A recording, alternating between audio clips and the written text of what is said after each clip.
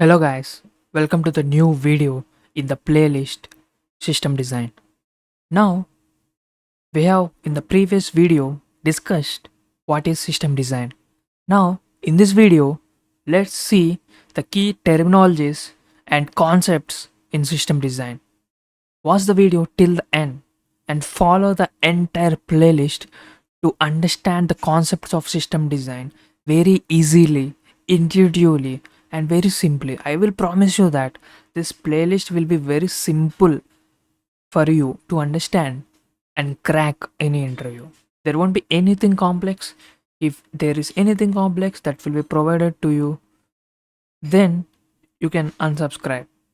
But I will promise you that whatever you see in the system design playlist will be very simple, that is that can be understandable by a layman.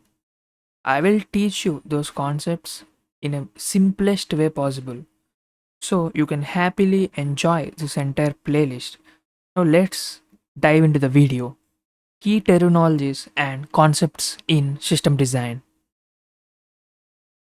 These are some of the key terminologies in system design: latency, throughput, availability, redundancy.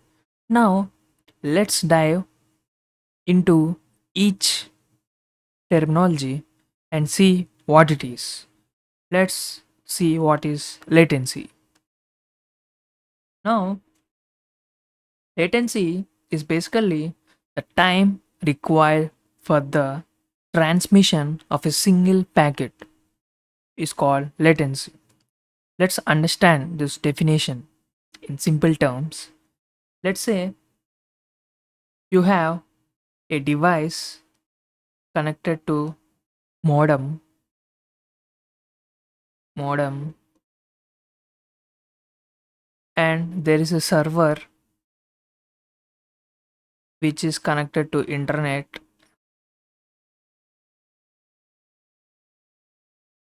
and this device requested modem a packet, so a new packet will travel from the server to this modem via internet.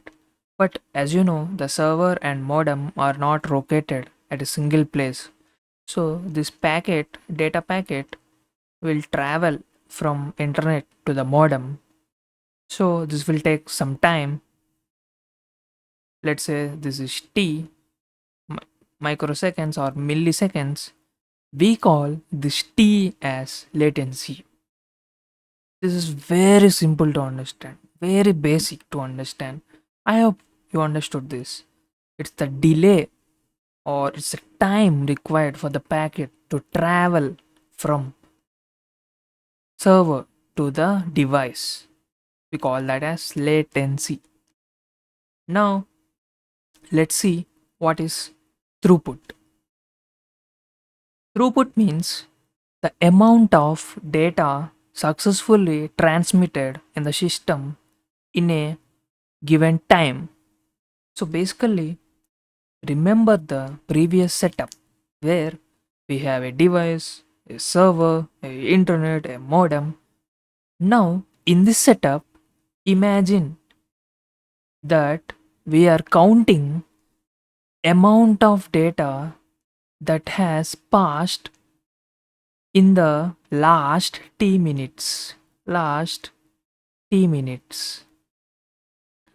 Let's say the total amount of data that was passed in the last t minutes between server and the device is, let's say, some amount a in the last t minutes. Then the value of throughput is a divided by t. Let's say this is bytes and this is minutes. A by t bytes per minute. It is the rate at which data is getting transmitted, the rate at which the data is getting transmitted in the system. That's what we call throughput. I think this is also very easy. It's just the speed of the transmission of data in the system. Now, let's dive into another terminology: availability. Availability basically means the percentage of time the system is available to the users. I hope, I think this seems a little bit complex, but let's write down the formula, which is uptime divided by uptime plus downtime, where uptime is the amount of time the system is running successfully. Downtime is the amount of time for which the system is down. So uptime plus downtime will give you the availability of system, which indicates the amount of time the system is successfully up and running. Now let's see, for a 365 days period, there are some interesting values. Let's say if the availability of the system is 90% for 365 days, then the system is down for approximately 36 days. Now let's see some more values. So these are some more numbers. If the availability of system is 99% in the last 365 days, then the system is down for 3.65 days. If the availability is 99.9%, the system is down for 8.7 hours. If the availability is 99.99%, the drop time, the downtime of the system is 52 minutes. If the availability of system is 99.99%, 9% is 6 minutes is the downtime. As you know, this is the ideal downtime that we can expect, or this is the ideal availability that we can expect.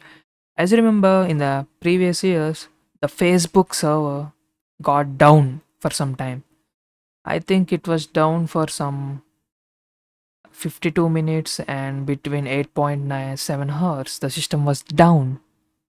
So the availability of Facebook system was between these two numbers, 99.9% and 99.99%. But even though it is down only for this much time, the loss that was occurred to the Facebook is immense, in $1 billion. So the ideal availability of system that we desire or uh, go for is 99.999% or even more. And the total downtime for the entire year should not cross 6 minutes. I hope you understood this, which is very simple, might feel little tricky. Let's dive into another concept or terminology, which is redundancy. Redundancy basically means duplication of certain entities in the system to scale up the system and to reduce the overall downtime of the system. So, for example, let's say we have one server which is getting too many requests. Let's say basically this is a database, and the server is sending too many requests to this database. Then it might happen that the system is down, or the system may not be usable if the requests exceed particular number. Let's say if you are receiving 1000 requests to the server, and the server is fetching for this 1000 requests from the database, but if there are 1 lakh requests to the server and the server needs to fetch data for those 1 lakh requests from the database within a given time, within a period of time, within 1 second, let's say, or microsecond, then it will be impossible to fetch data for a 1 lakh requests within this database. So we use the concept of redundancy, where we duplicate this database and we distribute those 1 lakh requests among these two databases. So 50,000 requests will go to one database from server to database, and remaining 50k will go to another database, and these two databases are identical, and which we also call redundant, right? So the advantages of this redundancy is to increase scalability, because we are distributing the requests between the identical databases. In this way, we can scale up the system, which initially handles 50k requests per minute, to handling 1 lakh requests per minute by distributing. So redundancy provides scalability. And another advantage of redundancy, and you might surprised how which request should be dealt by which database. So if you have request 1, request 2, so should I give request 1 to database 1 or database 2? How to decide? Or for example, say R2, should I give this request to database 1 or database 2? How to decide? So that's where the concept of load balancer comes. Load balancer distributes the data between two databases by making these decisions. Now let's see another advantage of redundancy. Let's say this D1 is failed for some time. D1 has got failed. Then the system will be down if there is no D2, right? So by introducing the identical database, the load balancer will distribute all the requests which are going to this failed database to this working database. So the system will be up.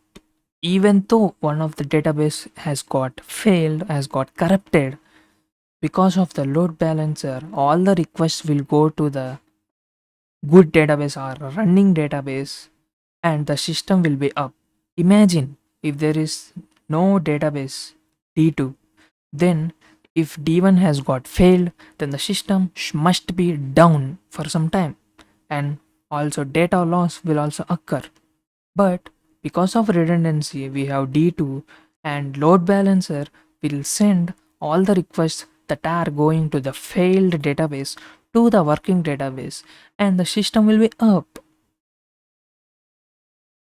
I hope you understood these four concepts and terminologies which are very frequently used in system design: latency, throughput, availability, redundancy. I hope you clearly understood. If you clearly understood this, please like, share, and subscribe the video. Thanks for watching.